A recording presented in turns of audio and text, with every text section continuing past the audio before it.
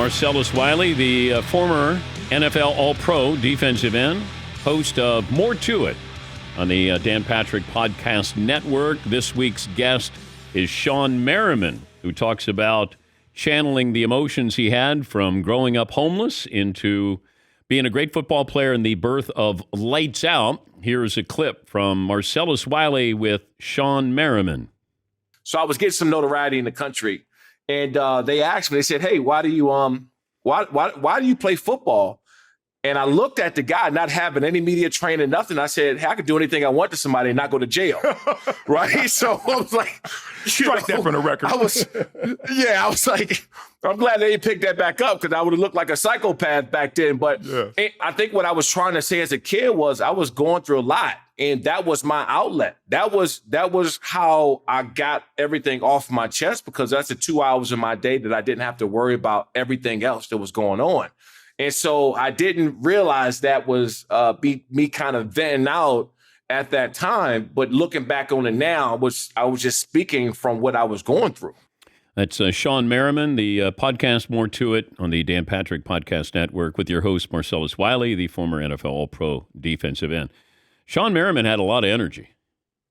Oh, yes. Lights Out was appropriate in terms of the way he played. I remember him coming to the San Diego Chargers after I was abruptly released, and just saw his immediate impact, the energy he played with. As he talked about, his emotional content was on full display every single Sunday because he had it hard growing up. Not homeless once, but homeless twice. A really tough upbringing that he was able to extract all of those issues and demonstrate them on football fields on Sundays. When you look at some of these guys who have been busted for PEDs, like Antonio Gates, that's not going to hurt him as a Hall of Famer, right? Antonio Gates? Didn't know that he got busted. Did Antonio Gates get? Please tell me that you're wrong on that one. I thought he had. I thought he had. Yeah, I thought he had a moment where he got suspended.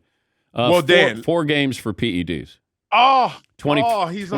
He crossed the state border for me. Like once you're busted, including Rodney Harrison, one of my greatest teammates and dear friends. Once you're busted for PEDs, my respect for your career goes from wherever it was to 0.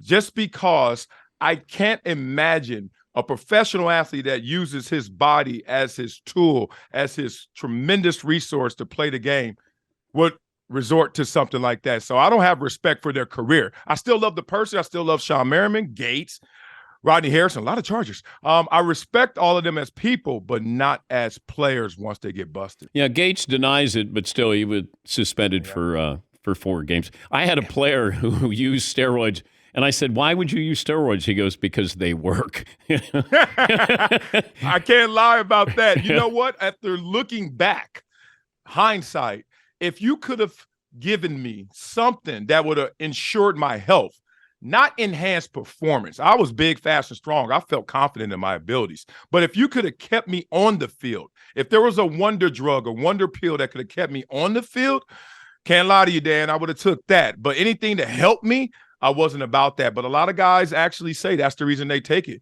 just to stay on the field. But is HGH still a big deal? Steroids still a big deal, do you think? I think it is. As we saw with DeAndre Hopkins this offseason, I think it still is. The guys try to stay ahead of the testing, obviously. But how do you hide it? How do you stay ahead? That's what the doctors try to promise these players. And they probably have a high success rate. Therefore, only few players get busted. But there are doctors out there that will swear to you that if you take this, they won't detect it and it would help you. And those are the cases we don't identify. Those aren't the cases we talk about because those guys don't get caught. Well, there was always the Whizzinator. You remember him? Remember the Ontario Smith with the Whizzinator with the Vikings, right? Yeah, I would have told on him just for being a weird teammate. I was like, dude, you're doing too much. Come catch him. The Whizzinator. I love it that you order that online. Oh my God. I don't know. I never came close. The closest I got to HGHP PEDs was at a 24-hour fitness in San Diego, and some big buff surfer type dude who just knew I was with the Chargers came up to me and was like, "Man, you look good. You want to look better?" And I was like, "Huh?" And then he was like, "I got something for you." And I said, "I got something for you too." Deuces. Peace sign, brother. I'm all right. All right, help me understand what the Colts are doing. Are they tanking? Ooh. Obviously they're tanking. But what are they doing? In the process of tanking, they're doing discovery. If you use as an interim head coach Jeff Saturday, what you're telling your guys is, one, this is a guy who has a tremendous relationship with this organization and its owner, Jim Irsay. With that said, I want someone who knows this situation backwards. I want someone who knows where all the bodies are buried in this building. I want someone who knows all the secrets. I want someone who knows how to do it right in Indianapolis. Now, he doesn't have the resume to support that, but he does have the relationships and he does have the respect in that building to maybe catch fire. If he doesn't, in failure, they still succeed because they're tanking. Yeah. So it's really a no-lose proposition once you come to the summation that, hey, this season is a wash. We've had 7 different starting quarterbacks under Frank Reich, and it's just not going to get fixed. So now it's time to take our lumps, see what we can find out through this process about everyone's character, about everyone's production when it doesn't quote unquote count. And now let's go out there and see if we can do something. If not, we're going to find our savior in this draft. We're going to get one of these quarterbacks and see how we can go going forward. Yeah, I just don't understand that you picked Jeff Saturday. He's a good guy, but do I want to make him the head coach here? You have guys on your staff who've been head coaches before, and you're not going to put them in there. You also have a quarterback who's won a Super Bowl on your roster. You're not going to start him. You're going to start a guy who has never played before, and Sam Ehlinger. And it feels like Jim Irsay thinks that Jeff Saturday is not only there for this year, but for, ensuing seasons. Yeah, what's interesting about this, to play devil's advocate and also to talk a little bit of truth to the situation. We always say that sports is a meritocracy, especially football, the ultimate team sport. Everyone has to come in. They're all balanced and even from day one, and then you earn your position. That's a damn lie.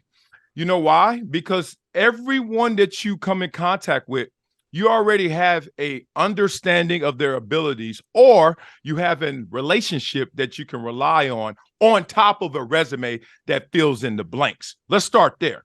So Jim Irsay looks at Jeff Saturday and he's like, the dude was a tremendous player for us in our Ring of Honor. You can't say anything bad about the guy. Tremendous character. And maybe he's like, I'm going to find lightning in a bottle. I'm going to find someone who can inspire others because let's be real. Frank Reich had a resume. There are guys on that coaching staff that have a resume and they failed. So if you're coming from a resume that is quote unquote successful, but the guy is not successful, why not zig when everyone else is zagging? Why not all of a sudden get into a situation where you're going to roll the dice on someone that you believe in? So you're okay with this? You're okay with this? I'm okay with it because I know the coaching cycle goes as good resume, build yourself up. You're a former coordinator, you become a head coach, you fail. And then we do that over and over again. At least we should be open-minded to inserting someone in there that maybe doesn't have that pedigree, that doesn't have those relationships in terms of being at different institutions, high school, college, pro. But then all of a sudden, bam. You know why? I remember when Mike Tomlin was hired. And people say he didn't have the proper resume. Even though he was an NFL coach, they said the proper resume. Look at Mike Tomlin. I could take it to my own personal experiences. When people say, where he's from or what he's accomplished, not good enough. Give me an opportunity, I will make something of it. I'm not betting on Jeff Saturday because he's in a horrible situation. But let's be real. Any professional coach with a tremendous resume you put in that situation, chances are they're going to fail. Why not do something like that is off the beaten path and see if it works? Marcellus, Wiley, the podcast is More to It. Dan Patrick Podcast Network, former All-Pro defensive end. Josh Allen's injury, we don't know the extent of it, but as a defensive player. How much of that would you factor in when you're facing the Buffalo Bills with Josh Allen? If you know that right arm is a little more sensitive, is that part of the game plan? Yeah, it's part of the game plan, and it's a play you should never call mentally. Because what happens is when you go into any game compromised in terms of like, I'm thinking this team is less than. And my son and I always talk about this because he's just in a position where he looks at games and he bases it off of what their record is. So he's like, Daddy, how did the Rams lose? I was like, well, the Rams are not good this year, but they're the champs. And I'm like, look, it's not how good you are. It's how well you play. So I look at this situation, if I'm a defender, to not get caught up in that trap, that fool's gold.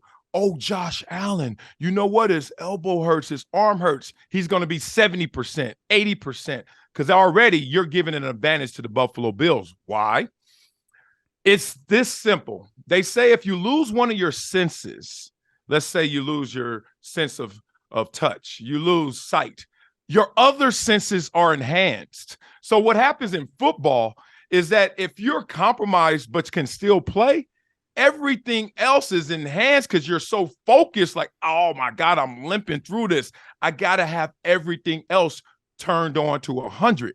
And if you're a defender of that guy and he still can play and he's Josh Allen and you thinking he's less than, be careful, brother. It could be a rude awakening. But would you rather face Lamar Jackson or Josh Allen? Josh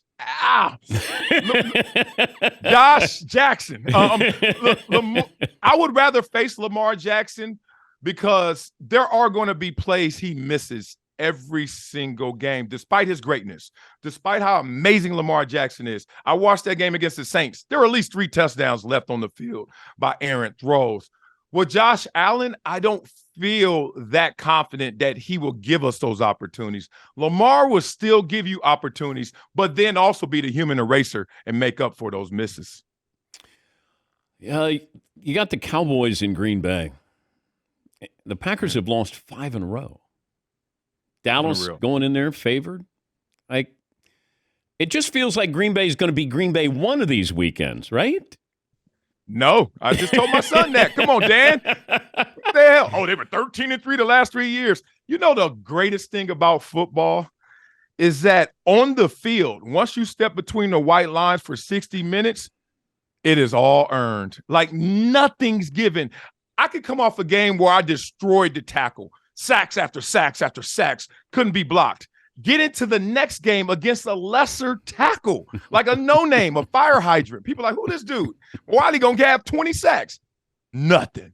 Absolutely nothing. So if you're the Dallas Cowboys, it's a trap game in the sense of Green Bay is just a uniform. They're just green and gold now. They're not that good. Aaron Rodgers, his best days are far behind him. He should have retired. He should have left. And then you get into the game and realize, oh, there are black belts all across this field. Just what degree of black belt are they? And you find out the hard way. So be careful of every game you play because it's any given Sunday. Who's the worst tackle you ever went against? I don't know his name because he was that sorry. But let me I can say who was the most overhyped tackle. Okay. And this is going to sound crazy because I never got a sack against him. But when I heard of what Jonathan Ogden could do on the field.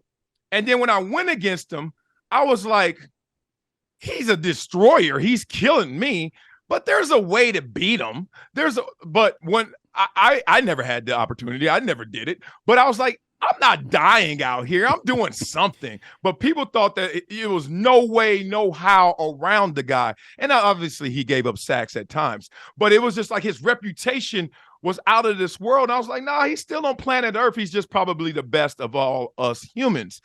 But I know who didn't get enough credit was Walter Jones. Like, Seattle. Even though I saw Bruce Smith give him 3 or 4 or 5 sacks one game, Walter Jones was fast as a receiver and bigger than a security guard at the club and would block you no matter what. So I always thought that Ogden's reputation could come down a notch, and Walter Jones, his rep should have went up a notch. Who are you talking to next week on the podcast?